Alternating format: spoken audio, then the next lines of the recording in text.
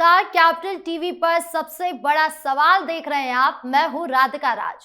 UP विधानसभा के बाद CM योगी ने विधान परिषद में राज्यपाल के अभिभाषण पर चर्चा का जवाब देते हुए समाजवादी पार्टी पर एक बार फिर तीखा हमला बोला। उन्होंने सपा पर राष्ट्रगीत वंदे मातरम का विरोध करने का आरोप लगाया और कहा कि सपा के सांसद विधायक खुलकर कह रहे हैं कि वो राष्ट्रगीत नहीं गाएंगे। सीएम ने कहा, भारत में रहते हैं और संवैधानिक प्रतीकों का विरोध करते हैं, ऐसा नहीं चलेगा। उन्होंने इसे संविधान और बाबा साहेब का अपमान बताया और विरोध करने वालों को कान पकड़कर बाहर फेंकने की बात कही। यही नहीं, सीएम योगी ने सपा पर हिंदू इतिहास के खिलाफ काम करने, राम मंदिर, काशी विश्वनाथ कॉरिडोर, कृष्ण जन्माष्टमी, कांवड़ यात्रा और एसआईआर का विरोध करने का भी आरोप लगाया। यानी कि सीएम योगी ने एक बार फिर अखिलेश की देश विरोधी नीतियों को सबके सामने लाकर रख दिया। ऐसे में सवाल उठता है कि क्या अपनी ही उठाए मुद्दों पर फंसता चला जा रहा है विपक्ष। इसी पर चर्चा करने के लिए मेरे साथ स्टूडियो में मौजूद है कैपिटल टीवी के editor in chief doctor Manish Kumar. Sir, आपका बहुत बहुत स्वागत है। धन्यवाद। सर, क्या अखिलेश यादव अपनी रणनीति में फंसते नजर आ रहे हैं? देखिए, उनकी रणनीति को समझिए, बड़ा विचित्र है। हम्म। इतना तगड़ा मैच हम लोगों ने जीता जी।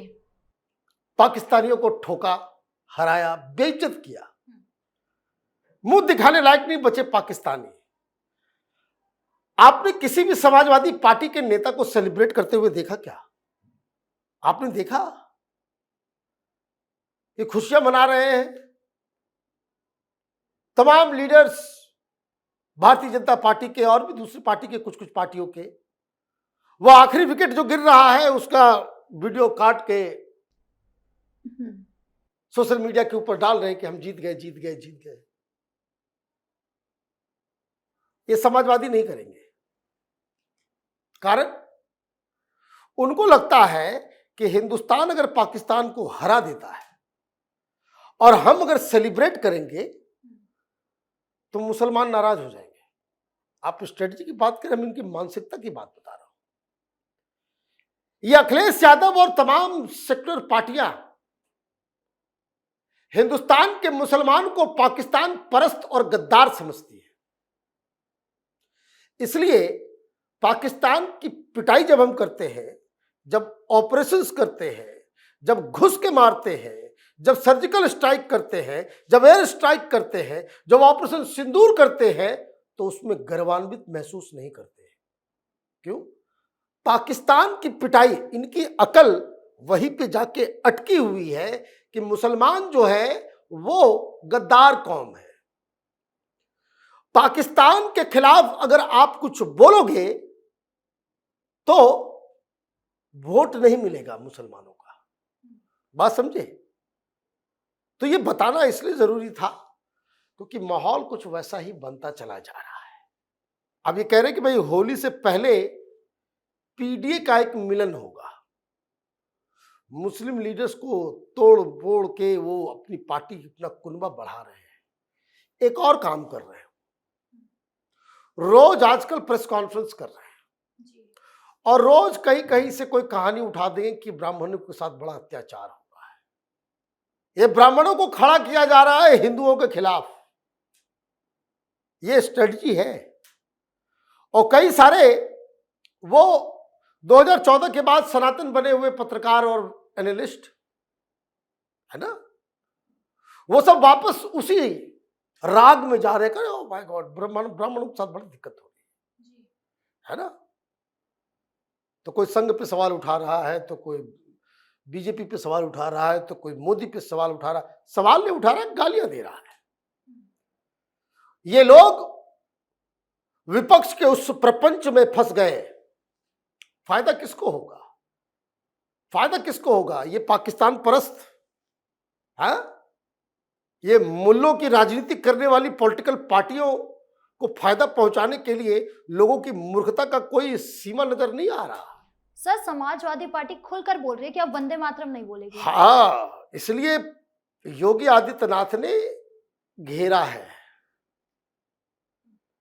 भाई अखिलेश यादव सैनिक स्कूल में पढ़ाई की है, हम लोगों ने भी पढ़ाई की, लेकिन पता नहीं वहां के टीचर कैसे थे कि वंदे मातरम के लिए तो लोग जान दे देते हैं। आजादी की लड़ाई में जो कोई भी फांसी के फंदे पे चढ़ा, मुंह से उसकी आवाज वंदे मातरम निकला।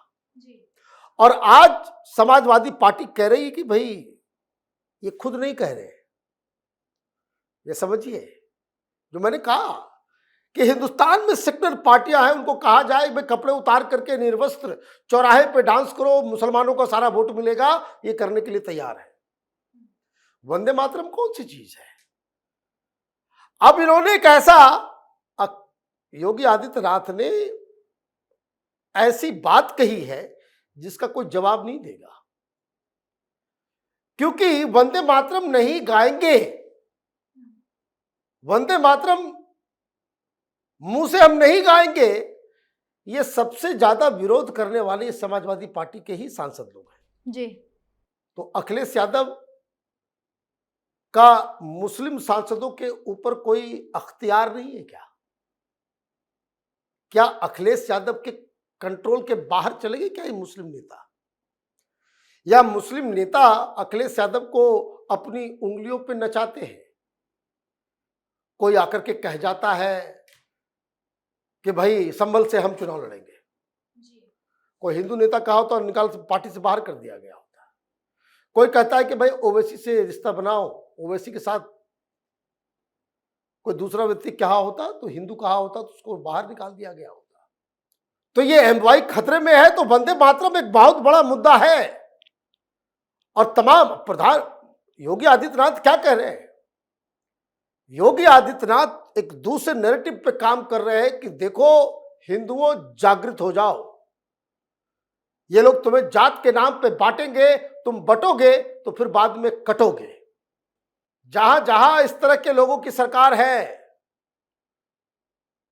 जिन लोगों को जरा भी कंफ्यूजन है, बहुत अपने आप को जो है ये कह रहे कि भाई बहुत अन्याय हो रहा है हमारे साथ, ये हो रहा है, ये हो रहा है, वो हो रहा है, और वो खास करके उस तरह के पत्रकार, जरा पश्चिम बंगाल का दौरा करके आ जाओ, वहां ब्राह्मण मुख्यमंत्री ही है, और जरा रिपोर्टिंग करके आ जाओ, 10 दिन बिता करके आओगे, इस सारा कंफ्यूजन तुम्हारा दूर हो जाएगा। यहां देश में इंटरनल सिक्योरिटी का प्रॉब्लम हो रहा है, यहां लोगों को लगे हुआ है कि भाई कौन सा कानून, कौन सा ये और ये सारी चीजें। हाँ, ये सब प्रॉब्लम है, इसका विरोध भी होना चाहिए। मामला सब जुडिस चला गया, मामला खत्म हुआ। वो 20 साल के पहले क्या सुप्रीम कोर्ट से बाहर आने वाला है? लेकिन प्रोपेगेंडा जो है वो अपने हिसाब से हो रहा है। ये प्रोपेगेंडा क्यों हो रहा है? टारगेट पे योगी आदित्यनाथ है, सीधा सीधा। यूपी चुनाव के अंदर वो मट्ठा डालना है, हिंदुओं को बांटना है जाति के नाम पे, तीस के नाम पे। तो कोई दलित शक्ति खड़ी हो जा रही है, उसको तो खड़ा किया जा रहा है कि वो आकर के रोज ब्राह्मणों को गाली दे रहा है। ब्राह्मणों की सेना खड़ी हो गई है, वो बीजेपी को गाली दे रही है। फिर बहुत सारे बीजेपी और तथाकथित राइटिस्ट ओपिनियन मेकर्स वो अलग कहानी गा रहे हैं, और बंसी कौन बजा रहा है? अखिलेश यादव।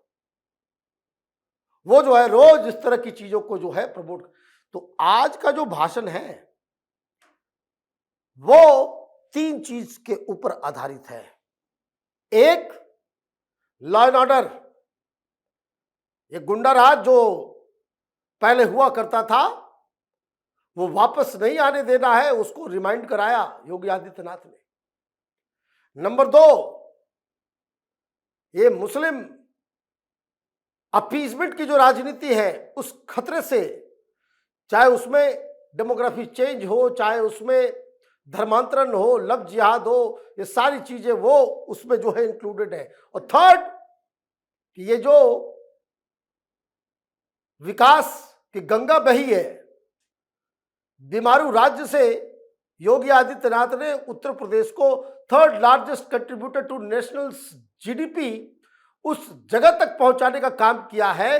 तो ये 3 चीजों को आज उन्होंने बड़ा तगड़े से एम्फसाइज किया, और मुझे लगता है कि ये लोगों तक जाने की बात है, लोगों को बताने की बात है, लोगों तक ये बात जानी चाहिए कि उत्तर प्रदेश में अभी से ही चुनाव के लिए जो नैरेटिव तैयार किए जा रहे हैं उसमें हिंदुओं को खास करके सजग रहने की आवश्यकता है। जी, इस मुद्दे पर जानकारी देने के लिए आपका बहुत बहुत धन्यवाद। धन्यवाद।